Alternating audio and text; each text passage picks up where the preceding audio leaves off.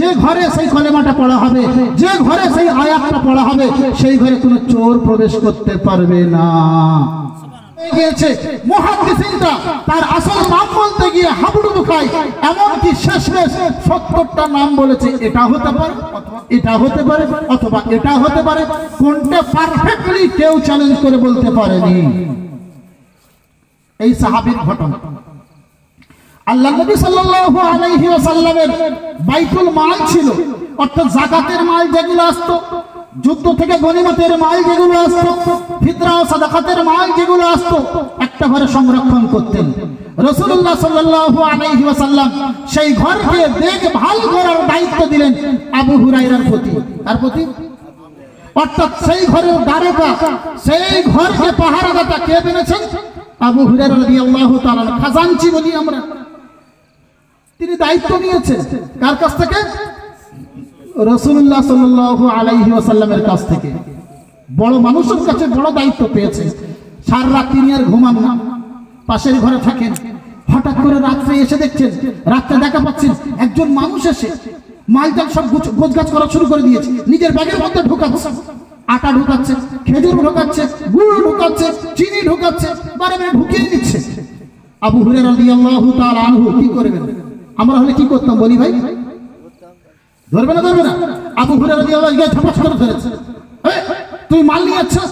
তখন বলছে, ভাই আমি মাল কেন নিয়ে যাব না, আমি বড় দুস্থ, আমি বড় গরিব, আমার বাড়িতে অনেকগুলো বাচ্চা আছে, আমার বাড়িতে বিবি বাচ্চারা কয়েকদিন যাবত ক্ষুধার্ত, খায়নি, পেটের জ্বালায় ভয় পাচ্ছে, আমার কোনো মালের ব্যবস্থা ছিল না, তাই আমি এখানে এসে খানটাক মালের সন্ধান পেয়েছিলাম, তাই একটু নিয়ে যাচ্ছি। ভাই গরিবের উপরে রহম করো, গরিবের উপরে দয়া করো, তুমি আজকের দিন আমাকে ছেড়ে দাও। আবু হুরায়রা রাদিয়াল্লাহু তাআলা বলছেন, ঠিক আছে তোমাকে আজকে দিন আমি ছেড়ে দিলাম, কিন্তু আগামীতে যেন কোনোদিন এর তীর সীমানায় না পাই। আমরা এই কথাই বলবো তো। আবু হুরায়রা রাদিয়াল্লাহু তাআলা ফজরের নামাজে গিয়েছেন।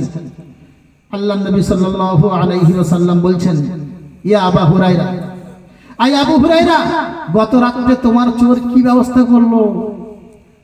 আবু হুরায়রা আকাশ থেকে পড়ে গেছে, ইয়া রাসূলুল্লাহ আপনি জানলেন কিভাবে? বলল, হ্যাঁ গত রাতে তোমার ঘরে কেউ এসেছিল না, তার ঘটনা কি? বলল, ইয়া রাসূলুল্লাহ এইরকম কন্দন করে, আমাকে দুঃখের কথা শোনায়, আমি তার দুঃখে জর্জরিত হয়ে, ইয়া রাসূলুল্লাহ আমি তাকে বললাম যে এইবারটা আমি ছেড়ে দিচ্ছি, আগামীতে কিন্তু ছেড়ে দেব না, আগামীতে আসলে কিন্তু ধরে বেঁধে রাখবো, রাসূলুল্লাহ দরবারে নিয়ে যাব। আল্লাহ রাসূল বলেন, সায়াউদ কদান ইনশাআল্লাহ। আল্লাহ রাসূল বলেন, আবু হুরায়রা ও চলে গেছে নাই, ও বলে গেছে আগামীকাল আবার আসবে, দেখে নিও। আবু হুরায়রা রাদিয়াল্লাহু তাআলা আনহু রাসূলুল্লাহ সাল্লাল্লাহু আলাইহি ওয়াসাল্লামের জবান থেকে শুনলেন, রাসূলুল্লাহ সাল্লাল্লাহু আলাইহি ওয়াসাল্লামের জবান থেকে শুনে তিনি রাতে অধীর আগ্রহের মধ্যে দাঁড়িয়ে আছেন, অপেক্ষা করছেন আবার কখন ঢোকে। আবার একই অবস্থা। আবু হুরায়রা রাদিয়াল্লাহু তাআলা আনহু তিনি গিয়ে আবার পুনরায় ধরলেন। ধরার পরে বলছে, আবু হুরায়রা আমার বাড়িতে সেই মালগুলো কুলাইনি, যতটা নিয়ে গিয়েছিলাম ততটা শেষ হয়ে গিয়েছে। আবু হুরায়রা আর একবারের মতো সুযোগ দাও, এরপরে আর আমি কোনোদিন আসবো না, আমি তোমার সঙ্গে পাক্কা ওয়াদা করছি। রাসূলুল্লাহ সাল্লাল্লাহু আলাইহি ওয়াসাল্লামের ফজরের নামাজে আবু হুরায়রা আল্লাহর নবী সাল্লাল্লাহু আলাইহি ওয়াসাল্লামের সঙ্গে মুলাকাত করলেন।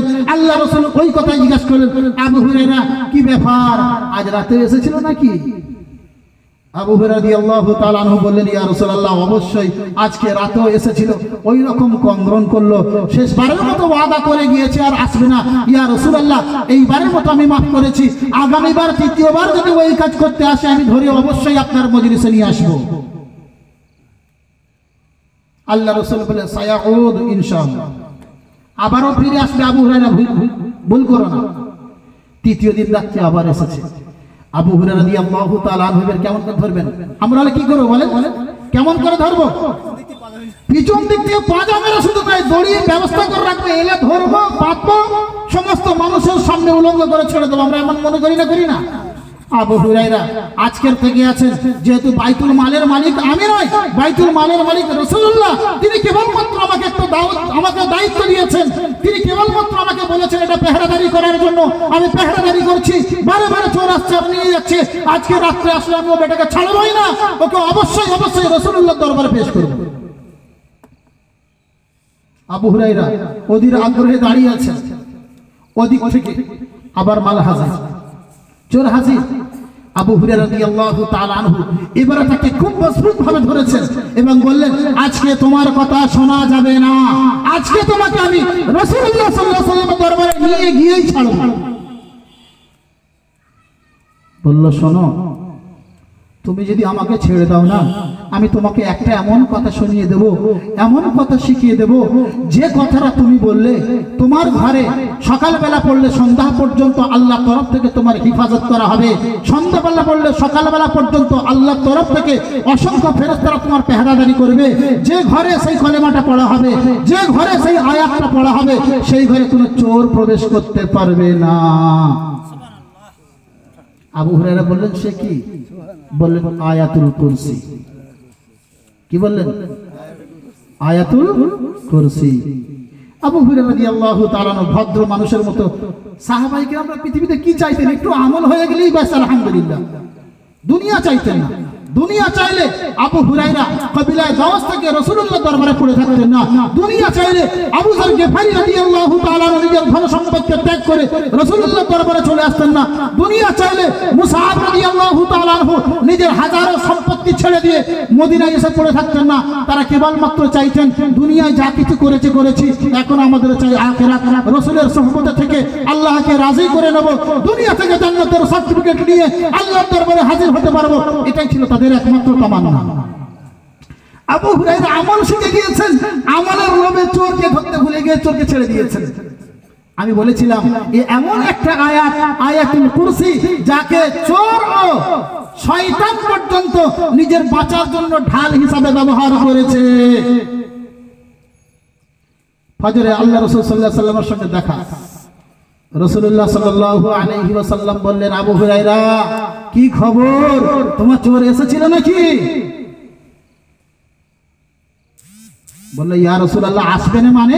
আবার এসেছে, আপনি বলেছেন মানে আসবে, সেই কারণে পুরো রাত তার জন্য অপেক্ষা করে তাকে ধরেছি। আপনার মজলিসেও আনতে চেয়েছিলাম ইয়া রাসূলুল্লাহ, কিন্তু সে আমাকে এমন একটা সারপ্রাইজ দিয়ে গিয়েছে, এমন একটা উপঢৌকন দিয়ে গিয়েছে, এমন একটা হাদিয়া দিয়ে গিয়েছে, এমন একটা তোহফা দিয়ে গিয়েছে, ইয়া রাসূলুল্লাহ, আমি আর তাকে ধরে আপনার কাছে আনতে পারলাম না। আল্লাহ রাসূল বললেন, কি? আল্লাহ রাসূল সাল্লাল্লাহু আলাইহি ওয়াসাল্লামকে আবু হুরায়রা রাদিয়াল্লাহু তাআলা আনহু শোনালেন, ইয়া রাসূলুল্লাহ, ইয়া হাবিবাল্লাহ, সে আমাকে শোনালো আয়াতুল কুরসির কথা, যেটা আমরা প্রত্যেকদিন পাঠ করি, তার মর্ম বুঝি না। সেই আয়াতুল কুরসির কথা, সূরা বাকারা 255 নম্বর আয়াতের কথা, যে বলল, আবু হুরায়রা, তুমি যদি সকালবেলা এই আয়াতটা পাঠ করো, সারা দিন আল্লাহ পাক তোমার হিফাজত করার জন্য আল্লাহর ফেরেশতাকে লাগিয়ে দেবেন। তুমি যদি সন্ধ্যাবেলা পাঠ করো, সকাল পর্যন্ত সারা রাত তোমার হিফাজত করার জন্য আল্লাহ নূরের ফেরেশতাগুলোকে লাগিয়ে দেবে। আবু হুরায়রা, তুমি যে ঘরে পাঠ করবে, সেই ঘরে শয়তান ঢুকতে পারে, সেই ঘরে চোর ঢুকতে পারে না। আল্লাহ রাসূল বললেন, সে তো অবশ্যই সত্য কথা বলেছে। আল্লাহ রাসূল বলেন, ইন্নাহু কাযুবুন লা সাদাক, সে তো মিথ্যুক, যে তোমাকে বলেছে সে মিথ্যুক, তবে সে সত্য কথা কিন্তু তোমাকে বলে গিয়েছে। শয়তান সত্য না মিথ্যুক? সত্যবাদী না মিথ্যুক?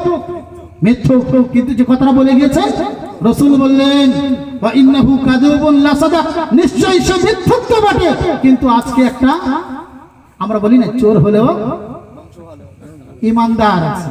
কি বলি? চোর হলেও। আল্লাহ রাসূল সাল্লাল্লাহু আলাইহি ওয়াসাল্লাম বললেন, আবু হুরায়রা, তুমি কি জানো সে কে? ফা ইন্নাহু শাইতানুন। আল্লাহ রাসূল বললেন, আবু হুরায়রা, তবে জেনে রেখে দাও, ওটা কিন্তু শয়তান ছিল। ও মানুষের বেশে এসে তোমাকে ধোঁকা দেওয়ার জন্য এমন চক্রান্তগুলো করেছিল। আবু হুরায়রা, ইয়াকিনান ওটা শয়তান। তাহলে এই আয়াতুল কুরসি যদি আমরা পড়ি, তাহলে আমাদের মৃত্যু ছাড়া কেউ জান্নাতে যেতে বাধা প্রদান করতে পারবে না। আল্লাহ পাক আমাদের প্রত্যেককে পড়ার তৌফিক দান করুন, আল্লাহুম্মা আমিন। আয়াতুল কুরসি কি? আল্লাহু লা ইলাহা ইল্লা হুয়াল হাইয়ুল কাইয়্যুম লা তা'খুযুহু সিনাতুন ওয়া লা নাওম।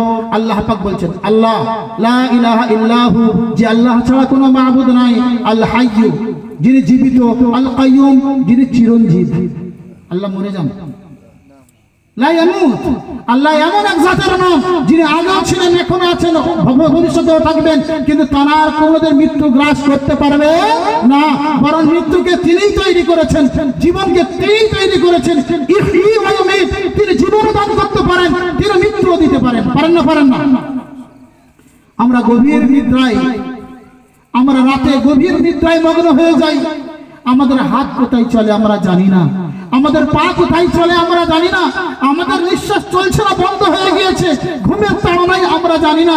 আমরা ঘুমে এত ঢলে পড়ি, সারাদিন সামান্য কিছু কাজ করার পরে আমরা নিজেদেরকে এত বেশি ক্লান্ত বোধ মনে করি যে আমার সারা রাতটা না ঘুমের সঙ্গে পার হয়ে যায়, আমার ঘুমের মধ্যে ব্যাঘাত ঘটে না। অথচ আল্লাহ এমন হাই, আল্লাহ এমন জীবিত, আল্লাহ এমন চিরঞ্জীব, যিনি আমার আপনার জন্য শোয় না, যিনি আমার আপনার জন্য ঘুমান না। আল্লাহ বলছেন আমি আল্লাহ এমন আল্লাহ, লা তাখুযুহু সিনাতুন ওয়ালা নাওম, আমাকে কোনোদিন নিদ্রাও আসে না, তন্দ্রাও আসে না। বলি সুবহানাল্লাহ। আপনার হাতে পাল্লা যদি দেওয়া হয়, পাল্লা যদি দেওয়া হয় আর পাল্লা যদি ওজন করার জন্য সামানপত্র তোলেন, আমার কথা বুঝতে পারছেন? আর আপনার এই তন্দ্রা লাগে, পাল্লা হাতে থাকবে না, পড়ে যাবে। এই কুল কায়নাতকে সামলানোর পাল্লা, এই কুল কায়নাতকে চালানোর পাল্লার চাবিকাঠি কার হাতে? আল্লাহর হাতে। আল্লাহ যদি একবার একটু নাড়া দেয় কেমন হয়? ভূমিকম্প। ভূমিকম্প কেমন ভূমিকম্প?